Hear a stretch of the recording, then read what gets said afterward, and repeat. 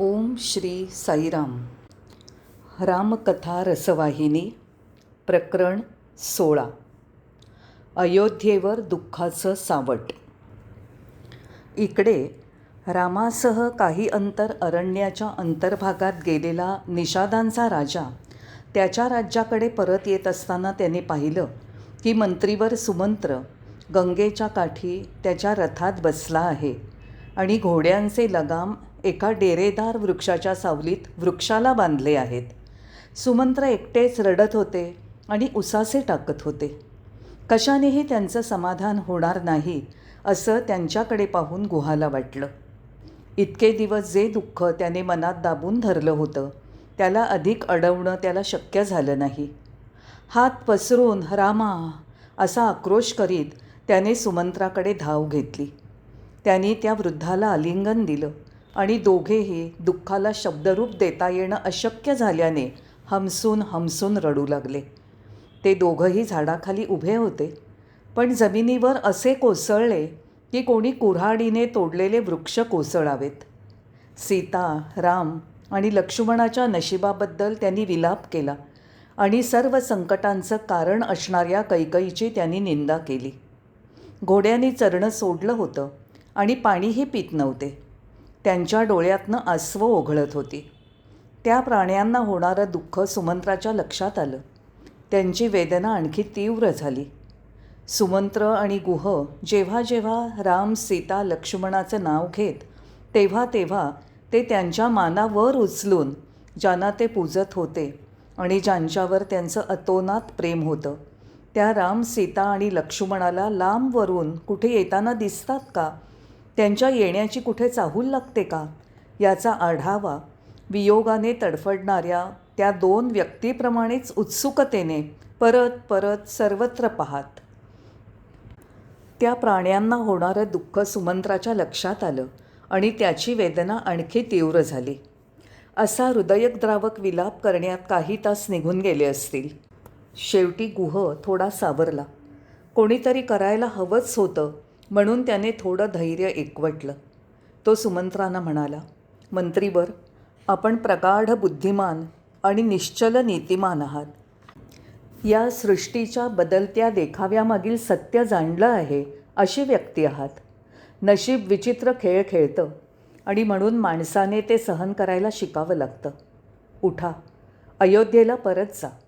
कौसल्या आणि सुमित्रा तुम्हाला भेटायला आणि तुमच्याकडून त्यांच्या वार्ता ऐकायला उत्सुक असतील. सुमंत्र जिथे कोसळला होता तेथून त्याने सुमंत्रांना जबरदस्तीने उठवलं. त्यांना रथात बसवलं. घोडे आणून त्याने त्यांना रथांना जुंपले. गुह जे आग्रहाने सांगत होता तेच योग्य आहे हे सुमंत्राने जाणलं. त्या वृद्ध माणसाने अचानक धैर्य एकवटून अश्वांना पुढे चालण्याचा इशारा केला. रामापासून झालेल्या वियोग दुःखाने त्याच्या अंगातलं त्राण गेलं होतं, म्हणून कितीही प्रयत्न केला तरी त्यांना पूर्वीप्रमाणे रथ हाकता येत नव्हता. काही मिनिटातच कितीदा तरी रथात त्यांनी लोळण घेतली आणि परत उठून बसले. आणि घोडे तेही हलेनात.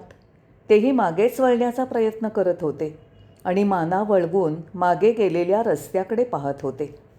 सुमंत्राने स्वतःच्या नशिबाला आणि स्वतःलाच दोष दिला. धिक्कार असो माझा, ते म्हणाले. हे माझं भयाण आयुष्य इथेच संपावं.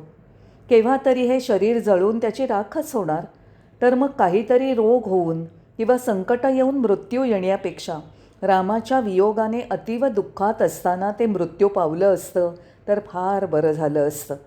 त्यामुळे माझं जीवन कृतार्थ झालं असतं. माझी कीर्ती चिरंतर झाली असती. आयुष्यभर केलेल्या चुकांच्या बदल्यात ही कीर्ती मिळाली तरी पुरेसं आहे. नाही सुमंत्रा, ते स्वतःशीच म्हणाले. जर तुझं भाग्य थोर असतं तर तू रामाला चिकटून राहिला असतास. दुर्भाग्याने घेरल्याने असं परत जिवंत येण्याव्यतिरिक्त तू तरी काय करू शकतोस? आता झुरून आणि स्वतःला दोष देऊन उपयोग काय? अशा प्रकारे अत्यंत कठोरतेने सुमंत्राने स्वतःलाच दोष दिला. त्याने परत स्वतःशीच संभाषण करायला सुरुवात केली. आता कोणत्या तोंडाने मी अयोध्येला स्वतःला सादर करू? राम कुठे आहे असं नागरिक विचारतील तेव्हा मी काय उत्तर देऊ? रामाला जंगलात सोडून तुम्ही कसे परत येऊ शकलात? असं जेव्हा ते मला विचारतील तेव्हा त्यांना मी काय सांगू? दुःख आणि लाजेने मी चूर होणार नाही का? अरे रे, माझं अंतःकरण दगड झालं आहे. नाहीतर ज्या परिस्थितीचा सामना त्याने दिला आहे त्याचे तुकडे तुकडे का नाही झाले? सुमंत्रांना स्वतःच्याच हीनतेची घृणा आली. निराशेने ते हात चोळत बसले. सूर्यप्रकाश असताना त्यांनी नगरात प्रवेश करता कामा नये असं त्यांनी ठरवलं. अंधार पडल्यावर जेव्हा रस्त्यावर माणसं हिंडत नसतील आणि सगळे गाढ झोपेत असतील तेव्हा प्रवेश करणं कमी मानहानिकारक होईल असं त्यांना वाटलं. परंतु लवकरच त्यांच्या अंतरात्म्यातील आवाज म्हणाला, काय अयोध्येचे नागरिक झोपू शकतील? नाही नाही, ते शक्य नाही. हा माझा मूर्खपणा आणि अज्ञान की मी अशी कल्पना केली. रामाच्या परतण्याची बातमी ऐकायला नाही तर त्याची काहीतरी बातमी ऐकण्यासाठी ते वाट पाहत जागतच असतील. मी नगरात दिवसा किंवा रात्री केव्हाही प्रवेश केला तरी ही मानहानी आणि अप्रतिष्ठा यापासून मी सुटू शकत नाही. ठीक आहे, जे रामाच्या कृपेला पात्र नाही त्या माझ्यासारख्याच्या वाट्याला हेच योग्य आहे. या दोषाचा भार वाहणं आणि यातून जाणं माझ्यासाठी उत्तम. अशा रीतीने सावकाश थांबत थांबत स्वतःशीच प्रश्न विचारून आणि स्वतःच त्याची उत्तरं देण्यात वेळ घालवत सुमंत्राने मार्गक्रमण केलं. सरते शेवटी तो तमसा नदीच्या काठी पोचला. म्हणून नदीकाठी काही तास वेळ काढून घोड्यांना चरायला सोडून आणि रात्री जेव्हा लोक रस्त्यावर नसतील आणि अंथरुणावर सुखरूप असतील तेव्हा शहरात प्रवेश करण्यासाठी त्याने स्वतःच्या मनाची तयारी केली. शेवटी नगराच्या द्वारातून प्रवेश करून रथ महामार्गावरून चालू लागला. चाकांच्या आणि टापांच्या आवाजाने शांततेचा भंग होऊ नये म्हणून सुमंत्रांनी विशेष काळजी घेतली. गोगलगाईच्या वेगाने रथ चालत होता, परंतु अश्वांच्या दुःखावर कोण आवर घालू शकणार? ज्या रस्त्यावरून त्यांनी रामाला नेलं होतं ते रस्ते त्यांनी ओळखले. त्यांचा प्रिय राम अत्यंत दूर असताना त्यांच्या वर्तमान दुर्भाग्यावर त्यांनी मोठ्या आवाजात दुःख प्रगट केलं. अयोध्येच्या नागरिकांनी हे केविलवाणं किंकाळणं ऐकलं. हे रुदन ऐकण्यासाठीच त्यांचे कान तयार होते. सुमंत्रांनी रथ रिकामाच आणला आहे असं त्यांनी एकमेकाला सांगितलं. ह्या दुःखद दृश्याचं दर्शन करायला ते रस्त्याच्या दोन्ही बाजूला केविलवाणेपणाने उभे राहिले. नागरिकांची गर्दी पाहून सुमंत्रांनी मान खाली घातली. त्याची ती दयनीय स्थिती पाहून राम परत आलेला नाही हे त्यांनी ताडलं आणि ते जिथे उभे होते तिथेच भोवळ येऊन कोसळले. पुष्कळांनी मोठ्याने आक्रोश केला.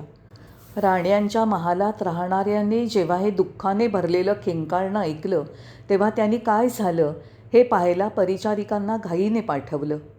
समूहाने त्या तातडीने सुमंत्राकडे धावल्या आणि त्यांनी त्यांच्यावर प्रश्नांचा भडीमार केला. सुमंत्र निराश आणि विषण्ण होऊन मुक्या व्यक्तीप्रमाणे उत्तर द्यायला शब्दच सापडत नव्हते म्हणून बसून राहिले. एखाद्या मोडलेल्या स्तंभाप्रमाणे ते जणू काही बहिरे असल्याने त्या उत्सुकतेने काय विचारत आहेत ते ऐकायलाच येत नाही असे ते निश्चल बसून राहिले. त्यांच्या वागण्यावरून परिचारिकांनी ताडलं की रामाने सर्वांचा परतण्याविषयीचा आग्रह नाकारला आहे. मंत्रीवर, त्या भीतीदायक अरण्यात आपण सीतेला सोडून एकटेच परतलात असं म्हणत त्यांनी हंबरडा फोडला. त्यांच्यातील एक परिचारिका इतरांपेक्षा अधिक धैर्यवान होती. तिने सुमंत्रांना सांगितलं की महाराणी कौसल्येने त्यांना सरळ तिच्या महालात येण्याची आज्ञा दिली आहे. तेथे सम्राट जमिनीवर अन्न आणि झोपे वाचूनच थकलेले चुरगळलेल्या कपड्यात पडले आहेत असं सुमंत्रांना दिसलं.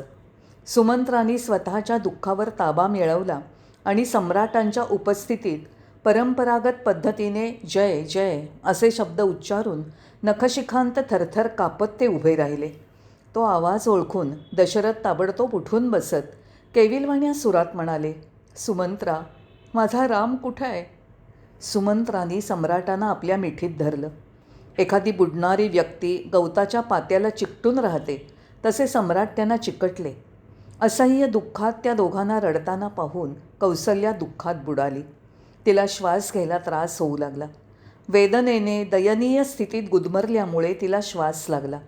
परिचारिकांनी हे जाणलं आणि ज्या दुर्दैवाने सर्वांना घेरलं होतं त्यावर स्वतः विलाप करत असताना त्या तिचं सांत्वन करण्याचा आणि तिला पूर्वस्थितीत आणण्याचा प्रयत्न करू लागल्या.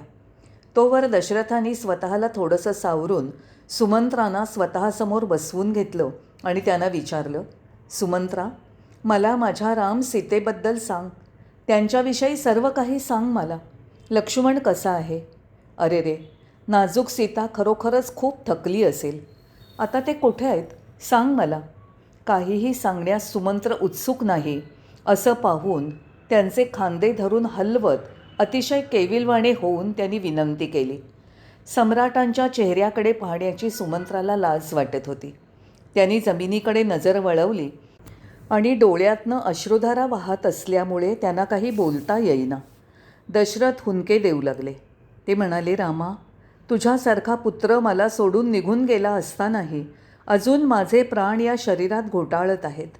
साऱ्या जगात दुष्टपणाबाबत माझ्यासारखा हीन पापी दुसरा कोणी नसेल. सुमंत्रा, आता माझे सीता, राम आणि लक्ष्मण नक्की कुठे आहेत? ते जिथे असतील तिथे मला अविलंब घेऊन चल. माझ्यावर एवढे उपकार कर. माझी ही इच्छा पुरी कर. त्यांना पाहिल्याशिवाय मी एक पळभरही जगू शकत नाही. आणि निराश आणि उन्माद झालेल्या व्यक्तीप्रमाणे ते वेदनेने ओरडले, रामा, अरे रामा, मला तुला एकदा तरी पाहू दे. तुला पाहण्याची संधी तू मला देणार नाहीस का? दशरथ ज्या दालनात पडले होते त्या दालनाबाहेर उभ्या असलेल्या परिचारिका त्यांची ती दशा पाहून दुःखाने अन्नग्रहण आणि विश्रांती घेऊ शकत नव्हत्या. सुमंत्र उत्तरला, सम्राट, राजाधिराज, आपण अत्यंत बुद्धिमान आहात. तुम्ही धीर, वीर आहात, कर्तृत्ववान आहात. तुमचं कुल दैवी आहे. आपण नेहमीच तपस्वी महात्म्यांची सेवा केली आहे. जसे दिवसामागून रात्र आणि रात्रीनंतर दिवस येतो तसं संपत्ती आणि निष्कांचनता, आनंद आणि दुःख, संयोग आणि वियोग अटळपणे एकामागून एक येतच असतात, हे आपल्याला माहिती आहे. मूर्ख व्यक्तीच केवळ सुख आलं असता आनंदात वाहवत जातात आणि दुःखात दुःखी आणि निराश होतात. आपल्यासारख्या सुविद्य माणसाने दोहींचाही मनावर परिणाम होऊ देता कामा नये. त्यांनी काहीही झालं तरी समतोल अढळ राखला पाहिजे. या परिस्थितीत आपण धीर राखला पाहिजे असं आपल्याला सांगण्याची माझी पात्रता नाही, कारण आपल्याला धैर्याची गरज चांगलीच ठाऊक आहे. हे जगतपालक, माझी प्रार्थना ऐका. या दुःखाचा त्याग करा. मी त्यांच्याबरोबरच्या माझ्या प्रवासाचं वर्णन तुम्हाला सांगतो. कृपया शांत चित्ताने ऐका. यावर परिचारिकांच्या मदतीने कौसल्येने उठण्याचा प्रयत्न केला. त्यांच्या आधाराने उठून बसत सुमंत्र काय सांगतायत ते ऐकायला ती तयार झाली. सुमंत्र म्हणाला, स्वामी, पहिल्या दिवशी आम्ही तमसा नदी किनाऱ्यापर्यंतचा प्रवास केला. सीता, राम आणि लक्ष्मणाने नदीत स्नान केलं आणि पाणी पिऊन एका झाडाच्या सावलीत त्यांनी विश्राम केला. दुसऱ्या दिवशी आम्ही गंगेच्या तीरावर पोचलो. सर्वत्र अंधार पडत होता. रामाच्या आज्ञेने मी रथ थांबवला. तिघांनीही स्नान केलं आणि पसरलेल्या वाळूवर विश्रांती घेतली. सकाळ झाल्यावर रामाने लक्ष्मणाला वडाच्या झाडाचा चीक आणायला सांगितलं आणि त्याने तो आणल्यावर रामाने तो त्याच्या केसांना लावला आणि जटा मस्तकावर धारण केल्या. तोवर रामाचा मित्र असलेल्या निषाद टोळीच्या नायकाने नाव आणवली. सीतेला प्रथम नावेत बसवलं, मग राम बसला. नंतर रामाच्या आज्ञेला मान देऊन लक्ष्मणाने नावेत धनुष्य आणि बाण घेऊन प्रवेश केला. नावेत बसण्याआधी लक्ष्मण माझ्याजवळ आला आणि त्याने मातापित्याला नमस्कार सांगायला विनवलं आणि तुमचे आशीर्वाद असावेत असं विनवलं. त्याने माझ्याजवळ तुम्हाला ही विनंती कळवायला सांगितलं की तुम्ही धैर्याने आणि सुज्ञपणाने परिस्थितीला तोंड द्यावं. रामाने अयोध्येसाठी काय निरोप पाठवला आहे ते सांगायला सुमंत्राने सुरुवात केली. तो दशरथांना म्हणाला, स्वामी, राम म्हणाला, गुरुदेवांना माझे नमस्कार सांगा. जे घडलं त्यावर दुःख न करायला माझ्या पिताश्रींना सांगा. त्यानंतर रामाने मला जवळ बोलावून असं करायला सांगितलं. सर्व मंत्रीगण, अयोध्या निवासी आणि राजपरिवाराला एकत्र बोलवून त्यांनाही मी केलेली विशेष विनंती सांगा. त्यांच्यातील जे माझ्या पित्याचं जीवन आनंदी, सुखावह करायला मदत करतील तेच मला प्रिय होतील. राम म्हणाला, भरत परतल्यावर त्याला माझे आशीर्वाद सांगा आणि त्याला सांगा की त्याने राज्याचा भार सांभाळावा, त्याचं रक्षण करावं आणि न्याय आणि सचोटीने साम्राज्याच्या सर्वांगीण उन्नतीकडे लक्ष देऊन शुद्ध विचार, उच्चार आणि आचाराने लोकांचं भलं होईल असं पाहावं. त्याला सांगा की त्याने मातापित्याची इतकी उत्तम काळजी घ्यावी की माझ्या वियोगाचं दुःख ते विसरतील, अशी माझी इच्छा आहे. माझ्यावर हा निरोप देण्याचं काम राम सोपवीत होता तेव्हा सीतेनेही समोर येऊन तुम्हाला निरोप द्यायला सांगितलं की ती रामाच्या सहवासात आनंदाने कालक्रमणा करीत आहे आणि तिला कशाचंही उणं भासणार नाही. सासू आणि सासऱ्यांना तिचे साष्टांग नमस्कार कळवण्यास तिने मला सांगितलं. मी तुम्हाला सांगावं की आपण तिची काळजी करू नये आणि ती तिच्या स्वामींबरोबर आनंदात आहे आणि त्यांनी सतत आपले आशीर्वाद तिला द्यावेत अशी तिची अपेक्षा आहे. तिने तुमच्या तब्येतीची, खुशालीची वारंवार विचारपूस केल्याचं तुम्हाला कळवायला मला विनंती केली. तोच नावाड्याने आणखी विलंब लावू नये अशी रामाची इच्छा असल्याचं जाणून त्याने पाण्यात वल्ह टाकलं. लवकरच राम तेथून निघाला. अक्षरशः स्तंभित झालेल्या हृदयाने मी त्या दूर जाणाऱ्या नावेकडे पाहत राहिलो. त्या नदीकिनाऱ्यावर मी खूप वेळ उभा राहिलो असणार. रामाच्या आज्ञा पाळण्यासाठी मला या ठिकाणी बळच परत यावं लागलं. एरवी मी इतका निराश झालो होतो की स्वतःला मी नक्कीच गंगेत बुडवलं असतं. आपल्याला रामाचा निरोप कळवण्याच्याच हेतूने मला जिवंत राहावं लागलं. राम नसलेली ही अयोध्या मला भकास आणि अरण्याप्रमाणे भीतीदायक वाटते. सुमंत्राचे हे शब्द ऐकून आणि राम सीतेचे मधुर निरोप ऐकून दशरथांना अनावर दुःख झालं. जे घडलं ते त्यांना विसरता येईना आणि ते बेशुद्ध झाले. घट्ट चिखलात पडलेल्या माशाने त्यातून बाहेर पडण्यासाठी तडफडावं त्याप्रमाणे सम्राटांचे प्राण गुदमरले. त्यांची अवस्था पाहून राण्यांचा आक्रोश अनावर झाला. त्या निराश, दुःखी क्षणाचं वर्णन करणं कठीण आहे. त्यांचं दुःख पाहून खुद्द दुःखालाही स्वतःचं दुःख अनावर झालं. राण्या, सम्राट आणि राजवाड्यातील परिचारिकांच्या दुःखाने साऱ्या शहरात गोंधळ आणि भययुक्त आश्चर्य पसरलं. मध्यरात्री अचानक झालेल्या ढगांच्या आणि विजेच्या कडकडाटाने पक्ष्यांची गाळण उडून ते जसे भरकटावेत त्याप्रमाणे राजधानीतील रहिवासी भयचकित होऊन पांगले. पाण्यातून उपटून काढलेला कमळाचा देठ जसा लवकरच कोमेजतो त्याप्रमाणे सम्राटांचे प्राण त्वरेने शरीर सोडून निघाले. त्यांच्या घशातून शब्द फुटेना. जीभ कोरडी पडली. इंद्रिय निस्तेज आणि निकामी होऊ लागली. कौसल्येचं सम्राटांवर सतत लक्ष होतं. सूर्यवंशाच्या या सूर्याचा अस्त होत आहे हे तिने जाणलं. धैर्य एकवटून जवळ जात तिने पतीचं मस्तक स्वतःच्या मांडीवर घेतलं आणि तिने सांत्वनपर सुखावह शब्द त्यांना ऐकवण्याचा प्रयत्न केला.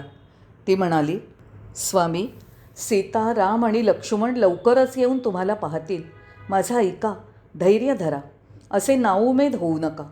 अत्यंत प्रेमाने त्यांच्या कानात अशी प्रार्थना केल्यावर दशरथांनी डोळे उघडले आणि ते ऐकू जाईल असं म्हणाले, कौसल्ये, माझा राम कुठे आहे? मला दाखव कुठं आहे तो. मला त्याच्याजवळ ने. अरे रे, माझी नाजूक गोड स्नुषा आता इथे नाही. आणि लक्ष्मण, तो कुठं आहे? तो मला कुठे दिसत नाही. मस्तक उचलून धरणं अशक्य झाल्याने दशरथांनी डोकं खाली घातलं. दुःखाचा भार इतका जड झाला होता. काही क्षणांनी अंध आश्रमवासियाने म्हणजे श्रावणाच्या पित्याने दिलेला शाप दशरथांना आठवला. मोठ्या कष्टाने उठून बसत मंद आवाजात ते त्या शापाची कथा कौसल्येला सांगू लागले. कौसल्ये, एकदा शिकार करायला मी अरण्यात गेलो होतो. खूप सैनिक आणि शिकारीही माझ्या मागोमाग तिथे आले होते. संपूर्ण दिवस आम्हाला कोणत्याही वन्य पशूची शिकार मिळाली नाही. पण काहीही न मिळवता मोकळ्या हाताने राजधानीला मी परतू नये असं मला वाटलं. आम्ही रात्री अरण्यात शिरलो आणि हाती काही मिळतं का याची वाट पाहत आणि निरीक्षण करत बसून राहिलो. एका मोठ्या तळ्याकाठी अंधाराच्या पहाटेच्या सुमाराला पाण्याशी काहीतरी हललं. मलाही तो हालचालीचा आवाज ऐकू आला. मी असा तर्क केला की हा कोणी मोठा वन्य पशू असणार. मी आवाजाच्या रोखाने बाण मारून लक्ष्यवेध करण्यात तरबेज होतो म्हणून मी धनुष्य ताणलं आणि लक्ष्यावर तीक्ष्ण बाण सोडला. तो बेफाम वेगाने सुटला आणि त्या जागेवरून हललेल्या प्राण्याला लागला. तो प्राणी जिथे पडला तिथून एकाएकी वेदनेतून उमटलेला हाय असा आवाज मला ऐकू आला.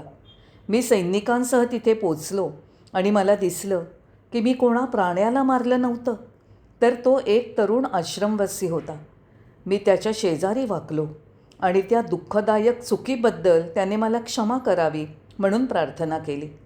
तो आश्रमवासियांचा पुत्र मला म्हणाला, सम्राट, दुःख करू नका. मी आता जी विनंती करत आहे ती विनंती मान्य करा. ती विनंती पूर्ण केली तर तुमच्या हातून जे पाप घडलं आहे त्याचं क्षालन व्हायला तेवढं पुरेसं आहे. माझं नाव श्रावण. माझे माता पिता दोघंही अंध आहेत. त्यांची सेवा करण्यात मी माझ्या आयुष्याचे दिवस घालवत होतो. मला हवा असलेला आनंद मला त्यांच्या सेवेतून मिळत होता. अत्युच्च ज्ञान, सत्याचं ज्ञानही मला झालं होतं. आत्ता ते तहानेने व्याकुळ झाले आहेत. या तलावाच्या काठी त्यांच्यासाठी थोडं पाणी घेऊन जाण्याकरता आलो होतो. तू वन्य श्वापद समजून मला बाण मारलास. नशिबातील विधिलिखित कोण टाळू शकणार. आता माझी परिस्थिती अशी आहे की हे पाणी घेऊन मी त्यांच्यापाशी जाऊ शकत नाही. म्हणून त्यांच्यासाठी हे पाण्याचं भांडं घेऊन जा. उत्तरेच्या दिशेने एकाकी पर्णकुटी दिसेपर्यंत जा आणि त्यांची तहान भागल्यावर मग मला इथे काय झालं ते त्यांना सांग. त्यांची तहान भागेपर्यंत त्यांना माझ्याविषयी काही सांगू नकोस. असं सांगून पाण्याचं भांडं माझ्या हाती ठेवून त्याने प्राण सोडले. कौसल्ये, त्याच्या मातापित्याची त्याला किती चिंता होती. त्याला आपल्या वेगाने सरणाऱ्या प्राणाची चिंता नव्हती. तो मला एकही कठोर शब्द बोलला नाही. त्याने उच्चारलेले हळूवार, प्रेमळ, मधुर शब्द अजूनही माझ्या कानात गुंजत आहेत. 3दा त्याने शेवटच्या श्वासाला ओम ओम ओम असा स्पष्ट प्रणवनाद केला. त्याला आणि त्याच्या शांत धैर्यवान मृत्यूला पाहून त्याची शेवटची इच्छा पुरी करून मी माझ्या पापाचं प्रायश्चित्त करण्याचं ठरवलं. त्याने सांगितलेल्या झोपडीपाशी मी घाईने गेलो आणि एक शब्दही न उच्चारता मी त्यांच्या हातात भांडं ठेवलं. परंतु त्यांनी मला खूप प्रश्न विचारायला सुरुवात केली. ते म्हणाले, बाळ, इतका वेळ का लागला? हा उशीर का? त्याला स्पर्श करण्यासाठी आणि त्याची उपस्थिती जाणवावी म्हणून त्यांनी हात पुढे करून हलवले. मी थोडा मागे सरकलो. एवढ्यात ते वृद्ध जोडपं रडत रडत म्हणालं, बाळा, आज तू आमच्याशी का बोलत नाहीस? तू आमच्याबरोबर बोलल्याशिवाय आणि आमच्या प्रश्नांना उत्तरं दिल्याशिवाय तू आणलेलं हे पाणी आम्ही पिणार नाही. मी सूचना देऊन ठेवली होती की सैनिकांनी माझ्या पाठोपाठ श्रावणाचं मृत शरीर त्याच्या मातापित्यांच्या झोपडीशी आणावं. ते यावेळी शव घेऊन आले. मी मातेच्या हाताशी ते ठेवलं. ती अत्यंत केविलवाणेपणाने शरीरावर पडून रडली. मी ते दृश्य पाहू शकलो नाही. काही वेळाने आईने आपलं दुःख आवरलं आणि मला म्हणाली, महाराज, आमचा पुत्र आम्हाला सोडून गेला आहे म्हणून यापुढे आम्ही जीवन लांबवण्यात काही अर्थ नाही. आम्ही वृद्ध झालो आहोत. कोण आमची सेवा आणि पोषण करणार? तू जसं त्याला मारलंस तसं आम्हालाही मार, किंवा आमच्या पुत्राबरोबर आमचंही दहन करण्यासाठी चिता तयार कर. मी मस्तक नमवलं आणि त्यांची आज्ञा मान्य करून गवत आणि वाळलेली लाकडं रचून चिता तयार केली. त्यावर पुत्राचं शव ठेवलं. ते दोघंही त्यावर बसले आणि यौगिक शक्तीचा वापर करून त्यांनी अग्नी निर्माण केला आणि स्वतःचं दहन केलं. आत्मदहन करण्यापूर्वी मला उद्देशून ते काही शब्द बोलले. तो त्यांचा शाप आज सिद्ध होत आहे. त्या ठिकाणी दशरथ काही वेळ विश्रांती घ्यायला आणि मनातील अस्वस्थता शमवायला थांबले.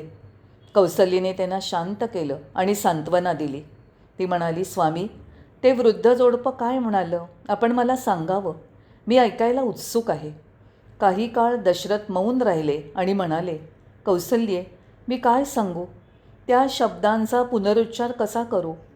ती वृद्ध माणसं, ते जोडपं म्हणालं, आत्ता आम्ही जसं करत आहोत तसंच पुत्राच्या वियोगाच्या परमदुःखात तू तुझ्या जीवनाचा शेवट करशील. आणि नंतर त्यांनी उसळणाऱ्या ज्वाळात शेवटचा श्वास घेतला. त्यावेळी मला पुत्र नव्हता. त्यांच्या शापाचा माझ्यावर कसा परिणाम होणार असं मला वाटलं. मी स्वतःशीच विचार केला की त्यांचे शब्द कसे सत्य होणार. परंतु मी असाही विचार केला की ते वृद्ध तपस्व्याचे शब्द असल्यामुळे ते सत्य झाल्याशिवाय राहणार नाहीत. त्याचा अर्थ पुत्रांपासून वियोग होण्यासाठी मला पुत्र असायला हवेत. तेव्हा आपल्याला पुत्र नव्हते म्हणून आपण किती दुःखी होतो ते तू जाणतेसच. मला वाटलं की तो शाप आपल्याला वरदान ठरेल. मी प्रार्थना करायचो की की तो खरा होवो, कारण पुत्रांपासनं वियोग होणार तरी मला निदान पुत्र तरी असतील. आजवर हे रहस्य मी तुला सांगू शकलो नाही. आता मला कळतंय की त्या पवित्र तपस्व्याचे शब्द खरोखर सत्याची अभिव्यक्ती होती. रामाच्या वियोगाचं दुःख माझ्या जीवनाचा अस्त करत आहे. आजच श्रावणाच्या दुःखद अंताचं स्मरण मला झालं. माझं धैर्य संपुष्टात आलं आहे. आता आणखी मला धैर्य राखणं शक्य नाही. पूर्वी घडलेल्या घटनांच्या विचारात दशरथ घडून गेले. राम राम राम 3दा त्यांनी हाक मारली आणि ते कौसल्येकडे कलले. त्यांच्यातील झालेला बदल कौसल्येने पाहिला आणि तिने किंकाळी मारली. सेवक आणि परिचारिका भोवती गोळा झाल्या. सम्राटांनी शेवटचा श्वास घेतल्याचं त्यांच्या लक्षात आलं. सारं नगर अश्रूंची दरी झालं. दुःखाने क्षुब्ध झालेलं तळं बनलं. राजवाड्यात गर्दी झाली. वेगाने वाहणारा पाण्याचा स्रोत असावा त्याप्रमाणे आक्रोश करणाऱ्या माणसांनी रस्ते वाहू लागले. कैकईच्या करणीमुळेच नगरीला तिचे डोळे गमवावे लागले अशा कल्पनेने लोक कैकईची निंदा करू लागले. तिला शिव्याशाप देऊ लागले. सम्राटांचं शरीर झोपवलं होतं त्या दालनात राजगुरू वसिष्ठ आले. राण्यांचं दुःख शमवण्याचा आणि त्यांना योग्य सल्ला देण्याचा त्यांनी प्रयत्न केला. मृतपूर्वजही पराक्रम आणि ऐश्वर्य असताही मृत्यूला कसं टाळू शकले नाहीत हे सांगून त्यांनी कौसल्या आणि सुमित्रेचं सांत्वन करायचा प्रयत्न केला. अंत्यसंस्कार करायला योग्य व्यक्ती उपस्थित नसल्यामुळे वसिष्ठांच्या सूचनेप्रमाणे शरीराचं विघटन होऊ नये म्हणून ते तेलात बुडवून ठेवलं गेलं. वसिष्ठांनी एका दूताला बोलावलं आणि त्याला सांगितलं, ऐक, भरताकडे जा. सम्राटांच्या मृत्यूविषयी त्याला काही सांगू नकोस, परंतु त्याला सांग की गुरुदेवांनी त्याला आणि त्याच्या भावाला त्वरित राजधानीला परतायला सांगितलं आहे. दूताने गुरुदेवांना नमस्कार केला आणि त्या लांबच्या प्रवासाला निघण्यासाठी वेगवान रथात बसण्यापूर्वी मंत्र्याचा निरोप घेतला. अयोध्या आणि दुःखात बुडाल्यापासून दुःस्वप्नाद्वारा भरत अशुभ घटनेच्या पूर्वसूचना अनुभवत होता. स्वप्नात दिसणाऱ्या भयानक आणि अस्वस्थ करणाऱ्या दृश्यांनी तो अचानक जागा होत होता. कित्येक रात्री भरताला क्षणभरही झोप घेता आली नाही. विचित्र घटनेच्या अपेक्षेने तो शय्येवर बसून राहत होता. एखादी दुःखद बातमी वेगाने त्याच्याकडे येत आहे अशी भीती त्याला वाटत होती. पहाटेपूर्वीच उठून स्नान उरकून अपेक्षित संकट टाळण्यासाठी, देवांना प्रसन्न करण्यासाठी त्याने अनेक धार्मिक विधी आणि पूजा करायला सुरुवात केली. ताण कमी व्हावा म्हणून प्रार्थना करत तो फार वेळ पूजाघरात बसला. एवढं करूनही काही गूढ भयाने त्याला ग्रस्त केलं होतं. 14 दिवस दुःस्वप्न सतत येत होती.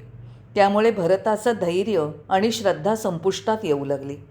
मध्यंतरी 14 दिवसांचा लांबचा प्रवास करून 15व्या दिवशी अयोध्येच्या दूताने भरत होता त्या केकय नगरात प्रवेश केला. राजवाड्याच्या मुख्य प्रवेशद्वारापाशी जेव्हा भरताला सूचना मिळाली की अयोध्येचा संदेशवाहक आला आहे, तेव्हा भरताने त्याच्यासाठी कोणता संदेश आणला आहे हे जाणून घ्यायला ताबडतोब बोलावलं. दूताने भरताला साष्टांग प्रणाम केला आणि विनंती केली की गुरुदेवांच्या आज्ञेप्रमाणे भरताने ताबडतोब थोडाही वेळ न घालवता भावाबरोबर अयोध्येला परत येण्यासाठी निघावं. भरताने त्याच्यावर प्रश्नांचा भडीमार करत अयोध्येच्या प्रजेचं क्षेमकुशल विचारलं.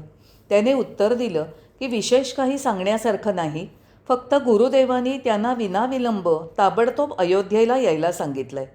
त्याच कारणास्तव तो आला होता आणि आणखी काही सांगण्यासारखं नव्हतं आणि त्याला अधिक काही ठाऊकही नाही.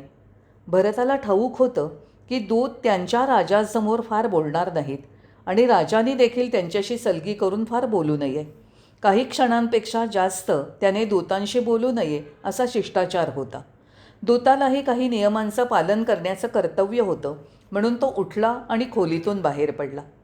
त्याच क्षणी अंतर्गृहात प्रवेश करून भरताने मामाचा निरोप घेतला आणि शत्रुघ्नाला बरोबर घेऊन प्रतीक्षेत उभ्या असलेल्या रथावर आरूढ झाला.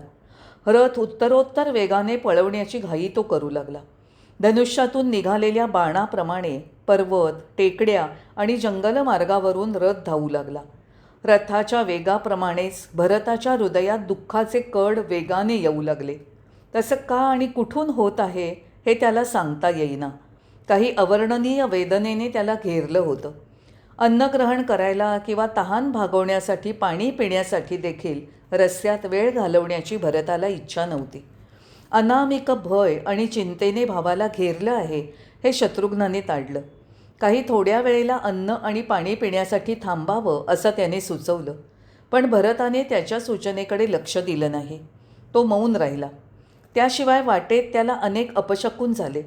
संकटाची सूचना देणाऱ्या दिशांनी आणि स्थानांवरून कावळे कर्कश आवाजात ओरडले. चमत्कारिक आवाजात कुत्रे केविलवाणेपणाने केकाटले. या दुश्चिन्हांमुळे आत्तापर्यंत शत्रुघ्नाने ओढून ताणून सांभाळलेली शांती भंग पावली. अयोध्या नगरीच्या मुख्य द्वारापाशी येताच वरवर पाहता त्यांना वाटणारी भीती दृढ झाली. कारण आंब्याच्या पानांची तोरणं कित्येक दिवसात बदलली गेली नव्हती. फक्त सुकलेली पानं शोकाकुल प्रवेशद्वारावर फडफडत होती. हिरव्या पानांची तोरणं द्वारावर का नव्हती? नगरीला काय झालंय?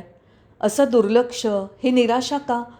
राजधानीला काही भयानक दुःखद घटनेचा धक्का बसला आहे असं दोघा भावांना वाटलं. त्यांनी नगरीत प्रवेश केला आणि चालू लागले. राजाच्या अश्वशाला आणि गजशाला प्रवेशद्वाराजवळच होत्या. जेव्हा भरताची नजर तिकडे वळली तेव्हा त्याच्या हृदयाने ठाव सोडला. त्याचा स्वतःवरला ताबा सुटला. कारण त्याने पाहिलं की तेथील प्राणी हालचाल न करता माना खाली घालून आस्वगाळत उभे होते. तेथील माहूत आणि घोड्यांची निगा ठेवणारे माना खाली घालून दुःखाच्या भाराखाली उभे होते. जेव्हा ते नगरात आणखी पुढे गेले तेव्हा रस्त्याच्या दुतर्फा असलेल्या वाड्यांची दारं बंद असलेली त्यांनी पाहिली. जणू आतील लोक येणाऱ्या कुणाचंही स्वागत करायला तयार नव्हते. रस्ते देखील धुळीने माखलेले आणि झाडलेले नव्हते. काही नागरिक जे हिंडत होते त्यांनी भरताला ओळखलं तेव्हा त्यांच्या डोळ्यातनं आसवं ओघळली. हिरे बाजार बंद होता. तसंच सर्वत्र दुकानं बंद होती. नगरात पसरलेल्या दुःखाच्या सावटाचं कारण कुणालाही विचारण्यासाठी भरताची जीभ तयार होईना. आधी कधी न पाहिलेल्या विपत्तीच्या या चिन्हांच्या दर्शनाने तो सुन्न झाला. रथाने राजवाड्यात प्रवेश केला. सैनिकांनी त्यांचं मौनपणे स्वागत केलं. नेहमीचा परंपरागत जय जयकार न करता ते मूकपणे माना खाली घालून उभे होते. त्यांना वर पाहण्याचं धैर्य नव्हतं, कारण त्यांचे डोळे आसवांनी भरले होते. आता दोघा भावांना खात्री झाली की नगरावर काही अनिर्वचनीय संकटांनी घाला घातला आहे. रथातून उतरून घाईने ते महालात धावले. तिचा पुत्र आल्याचं कैकेयीच्या लक्षात आलं. मोठ्या आनंदाने त्याचं स्वागत करण्यासाठी ती पुढे गेली. तिच्या मागून येणाऱ्या परिचारिका दुःखाने कणत होत्या. भरताने त्यांचे चेहरे पाहिले आणि एकही शब्द न बोलता तो स्तब्ध उभा राहिला. परंतु कैकेयीने बोलायला सुरुवात केली. ती म्हणाली, पुत्रा, तुझे मामा ठीक आहेत ना? भरताने त्या प्रश्नाला काहीतरी अस्पष्टपणे उत्तर दिलं आणि स्वतःच प्रश्न विचारू लागला. पिताश्री कसे आहेत? भ्राताश्री आणि दुसरा बंधू कसे आहेत? इतर राजमाता कशा आहेत? यावर कैकेयीला उत्तर देता आलं नाही. त्यांच्या भोवती उभ्या असलेल्या परिचारिकांच्या डोळ्यात अश्रू गोळा झाले. कोणती तरी भयानक बातमी त्याच्यापासून लपवली गेली असल्याचं त्याच्या लक्षात आलं. त्याने विचारलं, माते, पिताश्री कुठे आहेत? यावर परिचारिका हुंदके देऊन रडू लागल्या. त्यांना पाहून आणखी उशीर करणं योग्य नाही याची जाणीव होऊन तिनेही अश्रू गाळले आणि दुःखाने घाला घातलेल्या स्त्रीचं नाटक वठवलं. भरताला हे रहस्य मदतीशिवाय उलगडता येईना. त्याने मातेला प्रार्थना केली की कोणाला काय झालं आहे आणि एवढे सगळे दुःखी का आहेत हे तिने स्पष्ट करून सांगावं. यावर कैकेयी म्हणाली, पुत्रा, मी तुला काय सांगू? मंथरेच्या मदतीने माझ्या साऱ्या इच्छा पूर्ण झाल्या होत्या म्हणून मी आनंदात होते. पण मी उचललेल्या पहिल्याच पावलाला माझ्या यशाचे तुकडे झाले. देवानी त्यावर प्रतिकूल दृष्टी टाकली. तुझे प्रिय पिता सम्राट स्वर्गवासी झाले आहेत. कैकेयी मोठ्याने हुंदके देऊ लागली. हे शब्द कानावर पडताच सिंहाची गर्जना ऐकून हत्तीणीने जमिनीवर लोळण घ्यावी त्याप्रमाणे भरत, अरे रे पिताश्री, असा आक्रोश करत जमिनीवर कोसळला. कापलेलं केळीचं झाड जसं पडावं तसा शत्रुघ्न देखील जमिनीवर कोसळला. त्यांचं दुःख अवर्णनीय आणि अपरिमित होतं. दोन्ही हातांनी मस्तक दाबून धरत भरत मोठ्याने रडू लागला. रडत रडत तो म्हणाला, पिताश्री, तुमचे प्राण जायच्या वेळेला आम्ही तुमच्या भोवती राहू शकलो नाही. अरे रे, किती पापी आहोत आम्ही. 4 पुत्रांपैकी सर्वांना सारखंच पुण्य मिळवता आलं नाही. हा भरत आणि शत्रुघ्न तर सर्वात अभागी ठरले. शेवटच्या क्षणी तुम्ही आमच्याशी प्रेमाने बोलला असतात, आम्हाला अनमोल आशीर्वाद आणि जीवनावश्यक मार्गदर्शन केलं असतं. निदान राम तरी तुमच्याजवळ होता, याबद्दल आम्ही कृतज्ञ असायला हवं. आमच्यासाठी काय संदेश आहे ते तुम्ही त्याला नक्कीच सांगितलं असेल. बंधू, उठ, माझ्याबरोबर चल. आपण रामाकडे जाऊन पिताश्रीने आपल्यासाठी काय संदेश दिला आहे ते विचारू. माते, आता राम कुठे आहे ते आम्हाला सांग. भरत जाण्यासाठी उभा राहिला. तो फक्त आईचं उत्तर ऐकण्यासाठी थांबला. कैकई म्हणाली, पुत्रा, राम इथे असता तर तुझ्या पित्याचे प्राण गेलेच नसते. हे तुझ्या लक्षात येत नाही. राम नगरात नाही हे तुला माहीत नाही. जखमेवर विष ओतल्यासारखं हे उत्तर होतं. या नवीन धक्क्याने भरत हादरला. भरताने विचारलं, माते, राम माझा प्रत्यक्ष प्राण आहे. राम कुठे आहे? भरत कोसळण्याच्या स्थितीत होता. कैकईने चड्डीशी उत्तर दिलं, कुठे? तू मला विचारतोयस की तो कुठे गेलाय? ठीक आहे, तो वनात गेलाय. असेल, भरताने मध्येच म्हटलं.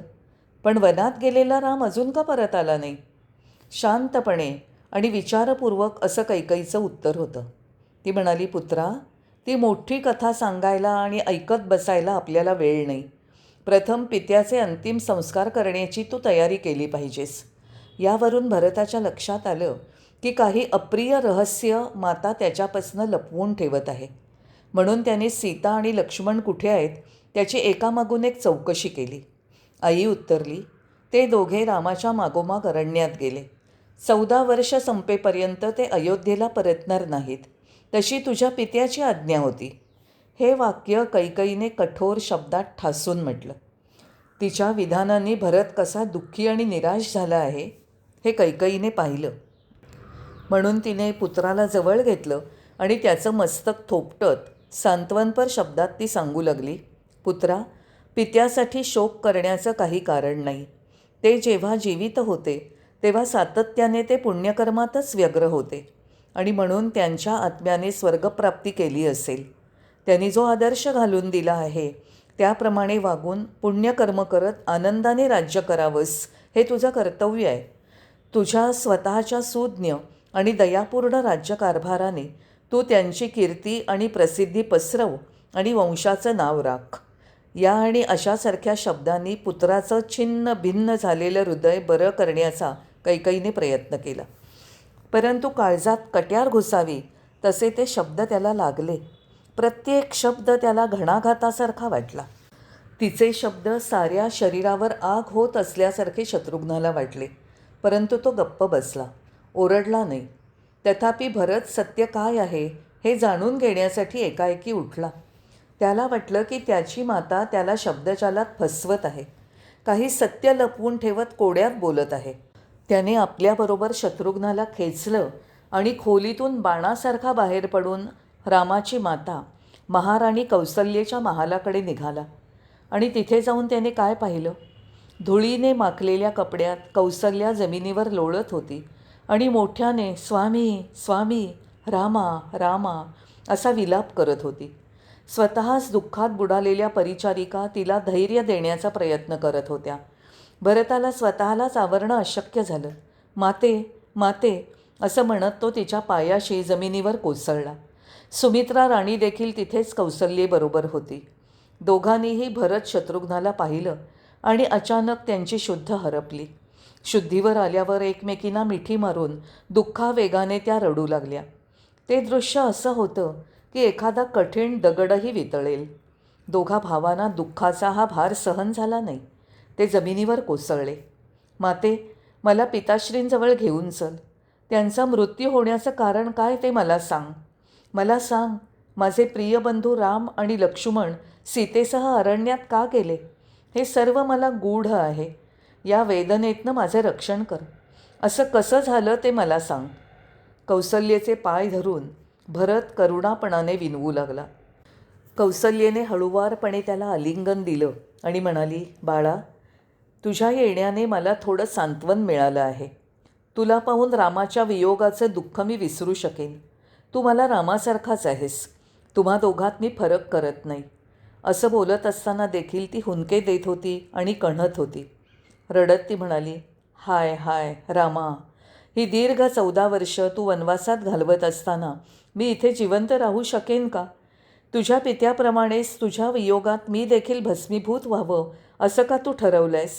अरे रे, मी किती अभागी आहे. या उद्रेकामुळे भरताला आणखीनच त्रास झाला. त्याच्या कल्पनेने सर्व प्रकारच्या अनर्थाचं आणि विपत्तीचं चित्र रेखाटलं, कारण त्याला अजूनही सत्य समजलं नव्हतं. त्याने विनवलं, माते, माझ्यापासून सत्य लपवू नकोस. माझ्यावर विश्वास ठेव. राम वनवासात का गेला? पिताश्रींचा मृत्यू कशाने ओढवला हे सगळं मला सांग आणि गोंधळाच्या गुंत्यातनं मला सोडव. कौसल्या नेहमीच सरळ स्वभावाची, स्पष्ट आणि दयाळू स्वभावाची होती. भरताला पाहून रामच परत आला आहे असं तिने मानलं. तिने भरताला जवळ घेतलं आणि स्वतःचे अश्रू पुसून ती म्हणाली, बाळा भरता, धैर्य धर. जे झालं त्याचं दुःख करू नकोस. असं दुःख करणं उपयोगाचं नाही. जेव्हा काळ अनुकूल नसतो आणि परिस्थिती काळाशी संगनमत करते तेव्हा विचित्र गोष्टी घडतात. कुणाला तरी दोष देण्यात काय फायदा? कुणाचाच यात दोष नाही. या दुःखाच्या भाऱ्याखाली जगत राहणं हेच माझं प्रारब्ध आहे. ते टाळता येणार नाही. ते मला सहनच केलं पाहिजे. पण तू तरुण आहेस. तू उगवत्या सूर्याप्रमाणे आहेस हे लक्षात ठेव. माझा प्रियराम पित्याच्या आज्ञेप्रमाणे वल्कल परिधान करून, केसांच्या जटा करून, मस्तकावर धारण करून आता जंगलात हिंडत आहे. त्याच्याशिवाय एक क्षणभरही न राहू शकणारी सीता झाडांच्या सालींचं वस्त्र नेसून त्याच्याबरोबर गेली आहे. रामाला अरण्यात जाण्यापासून अडवण्याचा लक्ष्मणाने प्रयत्न केला, पण त्याचा काही उपयोग झाला नाही. रामाशिवाय अयोध्या ही अरण्याप्रमाणे आहे असं म्हणून तो देखील रामाच्या मागोमाग गेला. हे सगळं माझ्या डोळ्यादेखत घडलं आहे. ओहो, किती पापी आत्मा आहे मी की मी अजून जिवंत आहे. मी त्यांच्याबरोबर जाऊ शकले नाही किंवा ते गेल्यावर माझं जीवन संपुष्टात आलं नाही.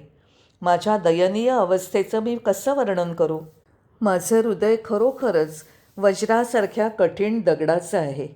हे कोमल हृदयी रामा, तू माझ्या पोटी जन्माला आलास म्हणून तुला इतके कष्ट सोसावे लागत आहेत. रामा, कंदमुळं आणि फळं खाऊन भयानक जंगलाच्या अंतर्भागात भटकंती करण्याचे किती कष्ट तुला भोगावे लागत आहेत.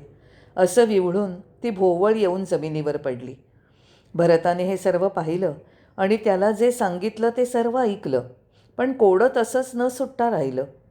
तो भीती आणि चिंतेचा सामना करत होता, पण तो त्या रहस्याचा थांग शोधू शकला नाही. मध्यंतरी मंत्रीवर सुमंत्रांनी निरोप आणला की राजगुरू वसिष्ठांनी भरताला त्याला भेटण्यास बोलावलंय. दोन्ही भावांवर नजर पडताच सुमंत्रांनाही रडू कोसळलं. त्याने भरताला हृदयाशी धरलं. भावांनाही दुःख अनावर झालं. भरताला आशा वाटली की शहरात घडलेल्या या दुःखद घटनांच्या रहस्यावर निदान सुमंत्र तरी काही प्रकाश टाकू शकेल.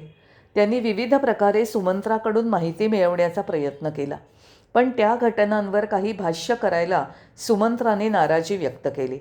त्यांना वाटलं की त्यांच्या आधी ज्यांना भरत शत्रुघ्न भेटले त्यांच्याकडून त्यांना सारी हकीकत समजलीच असेल.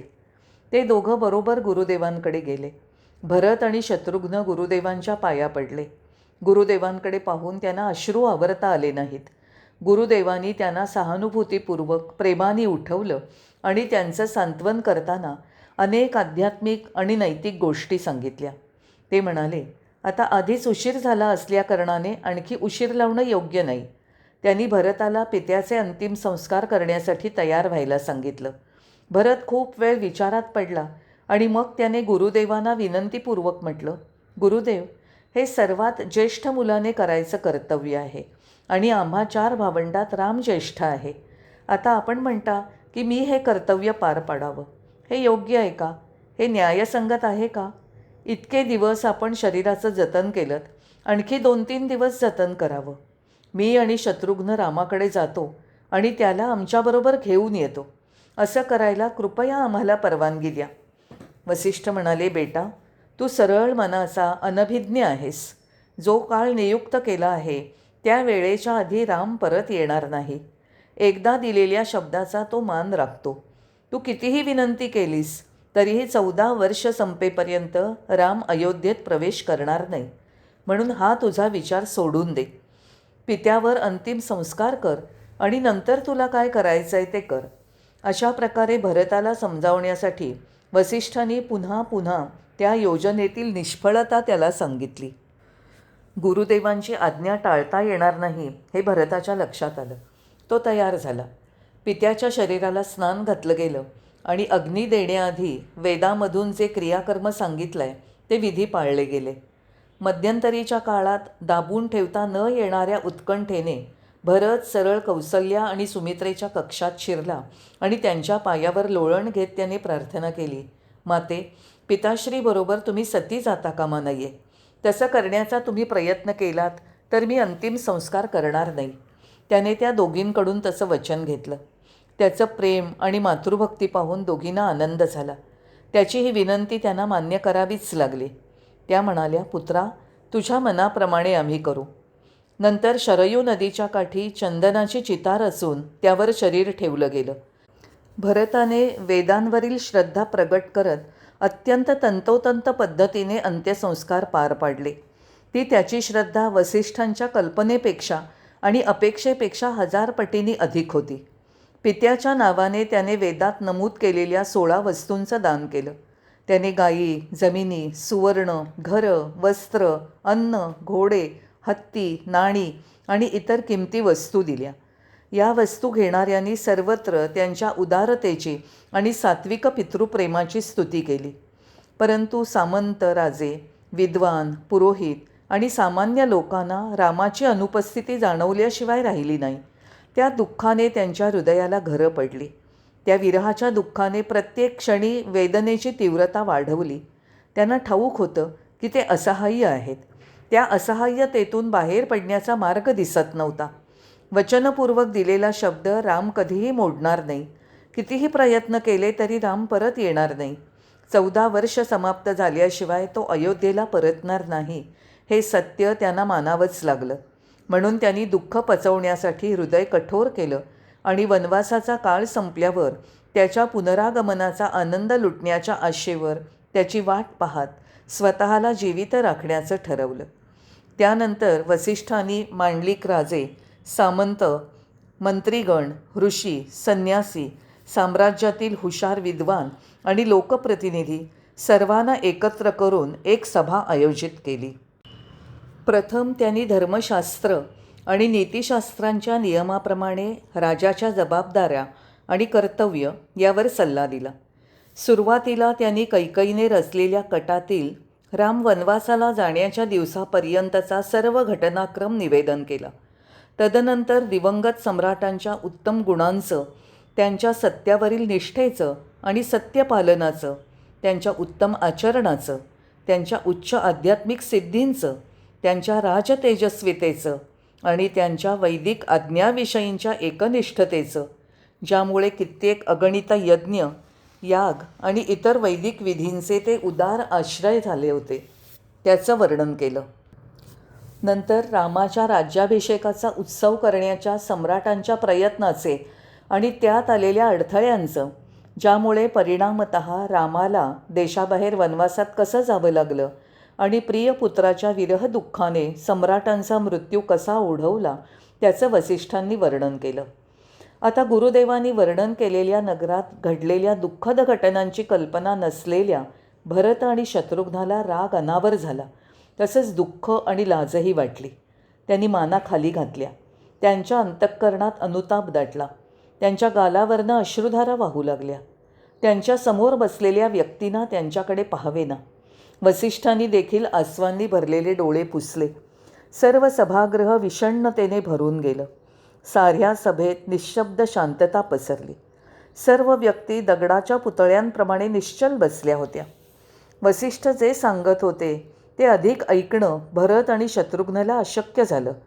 कैकईच्या कुटील वागणुकीमुळे त्यांच्या मनात क्रोध घुमसत होता. अशा मातेच्या पोटी जन्म आल्याबद्दल भरत स्वतःला दूषणं देत होता. पूर्वजन्मातील त्यानेच केलेल्या दुष्कृत्यांचे असे परिणाम पाहून त्याला स्वतःचीच एवढी लाज वाटत होती की मान वर करून तो कुणाकडे पाहू शकत नव्हता. सभागृह सोडून कसं निघून जाता येईल असं त्याला वाटत होतं. त्यांच्या भावना वसिष्ठांना कळत होत्या. त्यांच्या जवळ जाऊन समजावणीच्या सुरात ते म्हणाले, पुत्रा, पूर्वी जे होऊन गेलं त्यावर शोक करण्याचा उपयोग नाही. जे घडलं ते घडून गेलं. आता काय करायला पाहिजे आणि काय निर्णय घेतला पाहिजे यावर विचार करायला हवा. मला असं म्हणावंसं वाटतं की तुझे पिता सर्व तऱ्हेने भाग्यवान होते. त्यांच्याविषयी कशाला शोक करायचा? माझं ऐक, त्यांच्या आज्ञेपुढे विनम्र हो. त्यांनी या साम्राज्यावर राज्य करण्याचा अधिकार तुला दिला आहे. तू त्यांची देणगी स्वीकारणं आणि त्यांच्या आज्ञेचा मान राखणं हे योग्य आहे. त्यांचं वचन पालन करण्यासाठी त्यांनी रामाचा विरह पत्करला. रामावरील आत्यंतिक प्रेमामुळे त्यांनी प्राणत्याग केला. वचनपूर्तीसाठी त्यांनी मृत्यू पत्करला, याविषयी संशय नाही. एकदा वचन दिलं की त्याचा मान राखणं हे प्राणांपेक्षा अधिक अनमोल आहे हे त्यांना माहीत होतं. म्हणूनच शब्द फिरवण्याऐवजी मृत्यू पत्करायला ते तयार होते. आणि असं पहा की त्यांचा शब्द पाळण्यासाठी पत्नीसह रामही वनवासात गेला. इक्ष्वाकू वंशाचा हा गौरवच आहे की या वंशात जन्माला येणाऱ्या व्यक्ती त्यांचं वचन पाळण्यासाठी इतर कशाचाही त्याग करायला तयार असतात. त्या गौरवाचा तू भागीदार आहेस. तू देखील तुझ्या पित्याचा शब्द पाळून या राज्याच्या कारभाराची जबाबदारी स्वीकारली पाहिजेस. या कार्यात तुला सर्व शुभ गोष्टींची प्राप्ती होवो. तुझ्या सर्व कामात तुला यश आणि समृद्धी प्राप्त होवो. तुला अशासारखा सल्ला देण्याचं धाडस मी एवढ्याचसाठी केलं की तुझ्याविषयी मला प्रेम आणि दया आहे. एरवी एवढी कठीण जबाबदारी मी तुझ्यावर सोपवली नसती. तुझ्या पित्याचं उज्ज्वल नाव तू राखशील हे मला माहीत आहे. राज्यकारभाराची धुरा सांभाळण्यासाठी लागणारं धैर्य, कुशलता आणि प्रशासन क्षमता तुझ्यात आहे. साशंक होऊ नकोस, घाबरू नकोस, जबाबदारी स्वीकार. वसिष्ठांनी त्याच्या पाठीवर थोपटलं आणि आशीर्वाद दिले. भरतानी त्यांचा प्रेमळ सल्ला ऐकला आणि वसिष्ठांचं बोलणं संपलं तेव्हा तो चटकन त्याच्या आसनावरनं उठला आणि त्याने त्यांच्या पायी साष्टांग नमस्कार केला. सांत्वन करण्यापलीकडच्या दुःखामुळे त्याला बोलता येत नव्हतं. त्याचे ओठ थरथरत होते. त्याचा कंठ दाटून आला होता. त्याच्या जिभेवर शब्द आकारच घेत नव्हते. तो म्हणाला, गुरुदेव, आपले हे शब्द खरोखरच आपल्या प्रेम आणि दयेचं सूचक आहेत का? नाही, खरं तर आपल्याला माझ्याविषयी काही प्रेम अथवा दया वाटत नाही. तसं असतं तर हे सारं ओझं माझ्या खांद्यावर द्यायला आपण कदापि तयार झाला नसता. काहीही दया माया न दाखवता आपण मला ही शिक्षा देत आहात. या साम्राज्याने अत्यंत शुद्ध आणि सर्वात पवित्र माणसाला जंगलात पाठवलं. या साम्राज्याने साऱ्या प्रजेला अश्रूंच्या नदीत बुडवलं. हे साम्राज्य ज्याने सर्वात धर्मनिष्ठ राजाला गमावलं. हे साम्राज्य ज्याने त्याच्यावर अधिपत्य असलेल्या इक्ष्वाकू वंशाला कलंकित केलं. हे साम्राज्य ज्याने माता कौसल्या, सुमित्रा आणि इतरांवर वैधव्याची दयनीय स्थिती आणली. हे साम्राज्य ज्याची स्वतःची कितीतरी दृष्टीने अधोगती झाली आहे. ते साम्राज्य आता आपण माझ्या हाती देत आहात. हाय रे दैवा, मी केलेल्या पापांचे हे परिणाम आहेत. हा अभागी जीव क्रूरता आणि तिरस्काराची मूर्ती आहे. कैकईच्या पोटी जन्माला आला त्याचे परिणाम भोगत आहे. ही शिक्षा मला देण्याऐवजी जिथे राम आहेत तिथे मला पाठवून कृपा करून काही आध्यात्मिक पुण्य संपादन करू द्या. त्यांचा मार्ग झाडून आणि त्यांच्या पावलांना मार्ग सुखकर करण्यात स्वतःला व्यग्र ठेवून मी माझं आयुष्य थोडं तरी सार्थकी लावू शकेन. स्वतःचा बचाव करू शकेन. या ठिकाणी मी एक क्षणभरही राहू शकत नाही. वसिष्ठांना वंदन करून अरण्यात जाण्यासाठी परवानगी देण्याची भरत प्रार्थना करू लागला. यावर राज्यमंत्री उठले आणि हात जोडून म्हणाले, महाराज, अशा तऱ्हेची परिस्थिती फार काळ राहणं योग्य नव्हे. आम्हाला आता कोणी राजा नाही. तुम्ही गुरुदेवांनी सोपवलेली जबाबदारी टाळू शकत नाही. राम परत आल्यावर आपल्याला वाटेल त्या प्रकारे आपण वागू शकता. परंतु आता आमची प्रार्थना मान्य करा. राज्याचं रक्षण करा आणि प्रजेची समृद्धी वाढवा. राज्यकारभाराची सूत्र हाती घ्या. त्यांच्या आग्रहाला भरताने उत्तर दिलं नाही. त्याला दरबार सोडून काही वेळ माता कौसल्येला भेटायला जायचं होतं. वसिष्ठांनी त्वरित संमती दिली. भरत आणि शत्रुघ्न सभेतून निघाले आणि त्यांनी सरळ कौसल्येच्या महालाचा रस्ता धरला. त्या दोघांनी तिला वंदन केलं आणि भरत तिला म्हणाला, माते, त्या दुष्ट कैकईच्या उदरातून जन्म घेतलेल्या आणि या सर्व संकटाला कारणीभूत असलेल्या दुर्दैवी भरताला कृपा करून क्षमा कर. राज्यातील सर्व दुःखाचं कारण ही शापित व्यक्ती आहे. मला अरण्यात जाण्याची परवानगी दे. माझ्यामुळे माझे स्वामी आणि भगवान राम ज्या अयोध्येला सोडून गेले, त्या अयोध्येत एक क्षणभर देखील मी ताठ मानेने चालू किंवा हिंडू शकत नाही. अधिकाराने हे साम्राज्य ज्येष्ठ पुत्राचं आहे. या तुच्छ माणसाचा त्यावर काहीही अधिकार नाही. या ओझ्याची मला जरुरी नाही. मी ते उचलणार नाही. मला आशीर्वाद दे, म्हणजे मी ताबडतोब निघेन. दुःखाने ओतप्रोत भरलेला भरत वाट पाहत उभा राहिला. कौसल्येने धैर्य एकवटलं आणि ती भरताला शांत करू लागली. ती म्हणाली, भरता, परिस्थितीकडे लक्ष दे आणि दुःख करणं सोडून दे. डळमळीत होण्याची ही वेळ नाही. राम तिकडे अरण्यात आहे. तुझे पिता स्वर्गवासी झाले. तुझ्या माता, सगळे संबंधी, तुझे मित्र, हितचिंतक आणि सारी प्रजा दुःखात खोल बुडाली आहे. आता सारे तुझ्याकडे त्यांचा एकमेव आश्रय आणि विश्रामस्थान म्हणून पाहत आहेत. हे सर्व घडण्याचं कारण काळ अनुकूल नव्हता आणि म्हणून माणसांची कर्म वाकडी आणि धक्कादायक झाली याची जाणीव ठेव. धैर्य धर आणि मग निर्णय घे. तुझ्या पित्याचे आज्ञा पालन कर. गुरु वसिष्ठांच्या आज्ञेपुढे विनम्र हो. लोकांच्या प्रार्थना ऐक. मंत्रीगण जे तू करावंस अशी प्रार्थना करत आहेत त्याप्रमाणे कर. प्रेमाने आपल्या हाती त्याचा हात धरून कौसल्या त्याला राजपदाचे अधिकार स्वीकारायला त्याचं मन वळवण्याचा प्रयत्न करत होती. अनोख्या मृदुलपणे तिच्या शब्दांनी त्याच्या अंतःकरणाला स्पर्श केला. जणू काही जळणाऱ्या हृदयावर थंड चंदनाचा तो लेप होता. ते कानाला गोड वाटत होतं आणि ऐकायला आवडत होतं, कारण या सर्व दुःख घटनांच्या साखळीला कारणीभूत झाली त्या त्याच्या मातेविषयी एकही विषारी शब्द कौसल्येच्या बोलण्यात नव्हता. त्याच्या निष्ठेविषयी तिने कोणत्याही प्रकारच्या शंकेला थारा दिला नव्हता. तिचे शब्द ऐकून भरताला अतिशय आनंद झाला आणि मोकळं झाल्यासारखं वाटलं. तिचं हृदय किती विशाल आणि त्याच्याविषयी तिचं प्रेम किती प्रामाणिक आहे हे पाहून त्याला अपरिमित आनंद झाला. कौसल्या त्याच्याशी असं वागेल असं स्वप्नातही त्याला वाटलं नव्हतं. विशेषतः जेव्हा तिचा स्वतःचा पुत्र देशाबाहेर 14 वर्षासाठी अरण्यात गेला असताना आणि तिच्या पतीच्या दुसऱ्या पत्नीचा तो पुत्र असताना त्याच्यावर इतकं प्रेम करेल असं त्याला वाटलं नव्हतं. त्याची स्वतःची माता कैकई आणि कौसल्या किती फरक आहे तो विचार करू लागला. ते प्रेम मोजायला त्याला माप सापडेना. हृदयाला भरून टाकणारे प्रेमाचं पूर्णत्व आणि समाधान त्याने कौसल्येत पाहिलं. त्याने अंजुली जोडली आणि पुन्हा विनवलं, माते, तुझ्या कोमल प्रेमाने ओथंबलेल्या शब्दाने माझ्या भग्न हृदयावर थंड गुलाब पाण्याचा शिडकाव केला आहे. कदाचित मला चुकून राम समजली असशील, पण हाय रे, तो शुद्ध अंतःकरणाचा राम मी नाही. मी भरत, कैकईचा पुत्र.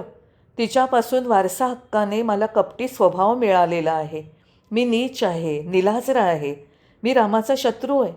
मला राम समजून तू एवढे दयापूर्ण आणि प्रेमळपणे माझ्याशी बोललीस. तुझं हृदय एवढं राममय झालं आहे की कुणाशीही बोलताना रामाशीच बोलत असल्याप्रमाणे बोलतेस. माते, हे सत्य मी बोलत आहे. माझं बोलणं ऐक. माझ्या प्रार्थनेकडे लक्ष दे. माते, धर्ममार्गावर जे स्थिर आहेत तेच राज्य करायला पात्र आहेत. जेव्हा माझ्यासारखे विक्षिप्त बुद्धीचे आणि अकुशल लोक पृथ्वीवर राज्य करतील तेव्हा पृथ्वीचं पाताळ लोकात रूपांतर होईल. सर्वांच्या पुढे जाण्याचा प्रयत्न करणारे स्वार्थी, संकुचित मनाचे, साहसी, अतिलोभी, गिधाडाप्रमाणे असणाऱ्या, प्रसिद्धीची लालसा असणाऱ्या, आत्मकेंद्रित, मत्सरी व्यक्ती राज्य करायला योग्य व्यक्ती नाहीत. अशी माणसं ज्यांच्यावर राज्य करतात त्यांचे हितसंबंध धोक्यात येतात. धार्मिकतेच्या पायाकडे ते दुर्लक्ष करतात. त्यांच्यामुळे राज्याचा नाश होईल. जे सद्गुण आणि धार्मिक आचार मार्गावर स्थिर असतात तेच राज्य करायला पात्र आहेत. मी अशी एकच व्यक्ती शोधू शकतो आणि ती म्हणजे राम. मला दुसरं कोणी ठाऊक नाही. म्हणून याच क्षणी निघून रामाचे चरण पकडून मी त्याची प्रार्थना करेन. मी त्याला माझ्याबरोबर अयोध्येला घेऊन येईल. मला परवानगी दे. आणखी उशीर न करता मला आशीर्वाद दे. भरताने कौसल्येला दंडवत घातला आणि तिच्या उत्तराची प्रतीक्षा करू लागला. भरताच्या शब्दांनी कौसल्येच्या हृदयाला खूप शांत वाटलं. ती म्हणाली, पुत्रा, माझ्या रामाप्रमाणेच तुझ्या मनातली भावना आहे हे मला दिसतंय. तुझ्याकडे पाहून त्याच्या विरहाचं दुःख मला थोडं सुसह्य होत आहे. म्हणून जर तू देखील जंगलात गेलास तर आमचं कसं होईल? जर तुझं वनात जाणं अटळ आहे असं म्हणत असशील तर मग मलाही बरोबर नाही. मी कोणासाठी अयोध्येत राहून दिवस काढू? पतीला गमावून आणि पुत्रापासून दूर होऊन अजूनही गमावण्याच्या दुःखाग्नीत पत्नी विरघळून गेली आहे. जा, गुरु वसिष्ठांची परवानगी घे. आपण अरण्यात जाऊन काही काळ तरी सीता, राम, लक्ष्मणाबरोबर घालवू. त्यानंतर या जीवनाचा शेवट मी करू शकेन. तिचे हे शब्द ऐकून भरताला थोडी मनःशांती मिळाली. तदनंतर भरताने कौसल्या आणि सुमित्रेला वंदन केलं आणि तो कैकेयीच्या महालाकडे जाण्यासाठी उठला. भरत पुढे चालत होता आणि मागून शत्रुघ्न जात होता. मंथरेवर विश्वास ठेवून कैकेयीने हा अनर्थ घडवून आणला म्हणून ते दुःखी आणि चिडले होते. मनात उसळणारा क्रोध दाबून ठेवण्याचा त्यांनी खूप प्रयत्न केला. सरतेशेवटी त्यांनी महालात प्रवेश केला. प्रवेशद्वाराशीच भरपूर दागिने घालून त्यांचं स्वागत करण्यासाठी उभ्या असलेल्या मंथरेला त्यांनी पाहिलं. शत्रुघ्नाला ते दृश्य असह्य झालं. तिचे केस पकडून त्याने तिला पाडलं आणि तिच्यावर बुक्क्यांचा वर्षाव केला. अय्यो अय्यो, ती ओरडू लागली. आणि जेव्हा तिचं ओरडणं कैकेयीच्या कानावर पडलं तेव्हा ती धावत आली आणि त्याच्या या कृत्याबद्दल त्याला रागवू लागली. या संधीचा फायदा घेऊन भरताने रागाला कवाडं खुलं केलं. तो अनावर संतापाने तिच्यावर ओरडला, कुटील पापिणी, तुझा धिक्कार असो. या दुष्ट स्त्रीवर विश्वास ठेवून तू नीच पाप केलंयस. या स्त्रीचा विनाशक सल्ला तुझ्या हृदयात शिरतास तुझ्या हृदयाचे 2 तुकडे कसे झाले नाहीत? ते शापितवर तुझ्या जिभेला कसे उच्चारता आले? जेव्हा तिने ह्या निंद्य इच्छांचं उच्चारण केलं तेव्हा त्या जिभेची राख कशी झाली नाही? कोणत्या तोंडाने तू या महालात राहण्याचं धाडस करू शकतेस? याच्या परिसरात फिरताना तुला लाज वाटत नाही? अरे रे, तुझ्यासारख्या इतक्या दुष्ट व्यक्तीच्या शब्दांवर सम्राटाने विश्वास तरी कसा ठेवला? कामांध होऊन पत्नीची मर्जी संपादन करण्यासाठी त्याने पुत्राचा सौदा केला. जो कट तू शिजवला होतास तो अत्यंत नीच आणि दुःखाने भरलेला होता. तू सम्राटांचं शुद्ध अंतःकरण गढूळ केलंस, राज्याला आग लावलीस, सारा वंश आणि त्याचा गौरव धुळीला मिळवलास. रघूच्या राजवंशाला तू सनातन काळीमा फासलास. तुझ्या कुटील विषारी हृदयाने हा सर्वनाश साध्य केला. तुला माझी माता म्हणणं हे महापाप आहे. दुसऱ्याला त्रास देऊन तुझ्या पुत्राचं भाग्य उदयाला येईल असं तू कसं ठरवलंस? तुला जशी तुझी मुलं प्रिय आहेत तशी इतरांना त्यांची मुलं प्रिय नसतील का? दुसऱ्यांच्या मुलांचं वाईट करण्याचा प्रयत्न करणाऱ्या स्त्रिया फक्त स्वतःच्या मुलाचं अहितच साध्य करत असतात हे महान सत्य तुला कसं लक्षात आलं नाही? पूर्वजन्मात तू केलेल्या पापांमुळेच हे घडलं असणार. नाही, हे सगळं माझ्यामुळे झालं. नाहीतर शुद्ध, स्थिर आणि निष्कलंक राम, माझा प्रिय बंधू आणि पतिव्रतांची शिरोमणी आणि चांगुलपणाची मूर्ती माता सीता अशी भयानक अरण्यात का भटकले असते? अरे रे, काय ही दुष्टता, किती भयानक! धिक्कार असो तुझा. तुझ्यासारख्या कुटील हृदयाच्या पापिणीबरोबर मी इतका बोललो, ह्याच मुळे माझ्या पूर्वजन्मातील पापांचा परिणाम असेल. ओ, मला आश्चर्य वाटतं की असं कोणतं भयानक पाप मी केलं असेल की मला तुझ्या उदरी जन्म घेण्याची शिक्षा आणि मानहानी भोगावी लागत आहे. पापी लोकांना भागीदार आणि साक्षीदारही पापीच मिळतात.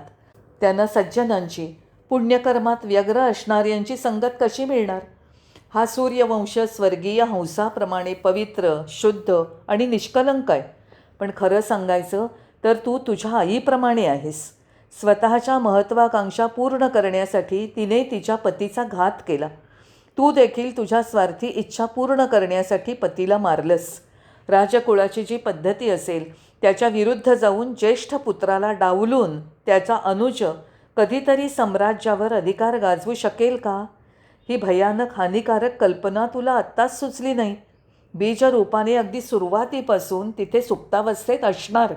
एरवी अचानक एकाएकी प्रचंड वृक्षाच्या रूपात ती प्रगट होणार नाही. अशा दुष्ट स्वभावाने युक्त अभिषिक्त तू मला जन्मता क्षणीच मारून टाकू शकली असतीस तर बरं झालं असतं. निदान मला आणि या साम्राज्याला या सर्व दुःखापासनं वाचवलं तरी असतंस. जे घडून गेलं त्यावर आता विलाप करण्यात काय अर्थ आहे? अरे रे, वृक्षाचा बुंधा कापून फांद्यांना पाणी घालण्याचं तुझ्या बुद्धीने तुला मार्गदर्शन केलं. तलावातून पाणी उपसून माशांना जीवदान देण्याचं तुझ्या तर्कबुद्धीने सुचवलं. तुझ्या या गावंढळ मूर्खपणावर हसावं का रडावं ते मला समजेनासं झालं आहे. तुझ्याशी बोलून वेळ वाया घालवण्यापेक्षा मी राम जिथे आहे तिथे जायला निघते आणि त्याला अयोध्येला येण्याची प्रार्थना करते. म्हणजे मी त्याच्याबरोबर परत येऊ शकेन. जर त्याने यायला नकार दिला तर लक्ष्मणाप्रमाणे त्याच्याबरोबरच राहून त्याची सेवा करण्यातला आनंद लुटण्याचा मी निश्चय केला आहे.